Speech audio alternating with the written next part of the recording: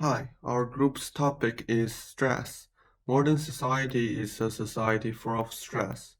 Everyone lives under stress. The difference lies in the size of the stress and the reaction to it. Stress can be said to accompany us for the whole life. If we can't get along with it well, it will become a stubborn block to our success in life, leaving us tired and anxious. Since we can't completely avoid stress, let's learn how to live with stress. Don't be afraid of pressure because the pressure can put the stone into diamond. After hearing some stories about stress, I would like to give you the definition of stress. For people who don't know the accurate definition of stress yet, we may describe it as a kind of background noise for much of our day-to-day experience. But for more specific, the definition in textbook is the pattern of responses an organism makes to stimulus events that disturb its equilibrium and tax or exceed its ability to cope. To introduce stress, we must get to know another important term that is called stressors. Stressors is the stimulus events include a very large variety of external and internal conditions. It is what causes stress. Then I want to introduce more about stressors. First of all, it can be external or internal. It means it can caused by outside world or just our inner feelings. Secondly, it can be positive and motivating. We call it eustress. Or negative and frustrating. We call it distress. So distress is the stress that negatively affects you, and in the opposite, eustress is the stress that has positive effects on you. Third of all, it can be very individual, so it's not surprising that the different things gives people some different feelings. Maybe one feels is stressful and another thing is just so-so.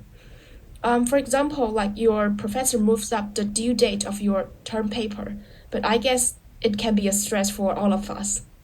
And a bike passes by when you are driving, and so on. Last, I want to introduce several kinds of stressors. First is called traumatic events. It's less predictable and very intense. So the first example I thought is natural disaster, like the earthquake. And the second is major life event. It's more predictable because it's the thing that can happen in our normal life, like divorce and unemployment and so on.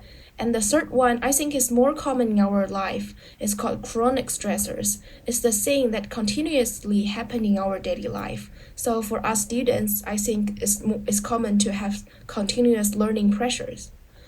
However, I think we should learn how to deal with stress, especially how to deal with chronic stress in our daily life. So next, my groupmate will discuss about the negative effects on stress and then how to deal with it. Thank you.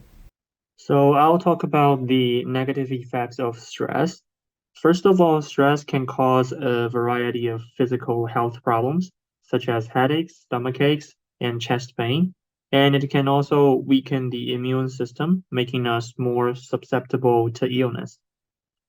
And also, stress can affect our mental health, leading to problems such as anxiety, depression, and problems with memory and concentration. In addition, stress can strain our relationships with friends, family, and loved ones, and can lead to communication problems, conflicts, and breakdowns in trust. And what's more, stress can affect our work performance and lead to problems such as absenteeism, decreased productivity, and accidents on the job. In addition, stress can interfere with our ability to fall asleep or stay asleep, leading to insomnia and other sleep problems. And the last one is that some people may try to cope with stress by turning to alcohol, tobacco, or other drugs, which can lead to substance abuse and addiction. After hearing the adverse effects that stress can cause, let's see some positive effects of stress and how we can make use of it. In 1908, two psychologists, Yerkes and Dodson, discovered that sometimes when the stress level increases, the performance also increases. Note that this process is not endless but only up to a certain point. When the level of stress becomes too high, performance decreases. This is known as the Yerkes-Dodson law or the stress curve. We can easily see that If we want better performance, we need to exert some stress on ourselves, but not too much. There's more. The shape of the curve varies based on the complexity and familiarity of the task. Different tasks require different levels of stress for optimal performance. Research has found, for example, complex or unfamiliar tasks require lower levels of stress to facilitate concentration. By contrast, you may better perform tasks demanding stamina or persistence with higher levels of stress to induce and increase motivation. Now, let's move to the last part, how to deal with stress in our life properly. In such a competitive society of rapid development, many of us facing challenges that can be stressful, overwhelming, and cause strong emotions in our minds. Public health actions, such as physical distancing, can make us feel isolated and lonely, which will increase stress and anxiety. Luckily, we still have many effective ways to cope with stress. To distract attention from stressful things, we can take breaks from watching, reading, or listening to news stories, including those on social media. When hearing something relaxing, we will forget about stress for a while. Taking care of our body is also a significant way. Eat healthy, exercise, get enough sleep, then we must feel better. Additionally, communicating with people who we trust does work. Our family, friends, and doctors are good helpers when we are in trouble. Last but not least, just don't rely on drugs or alcohol.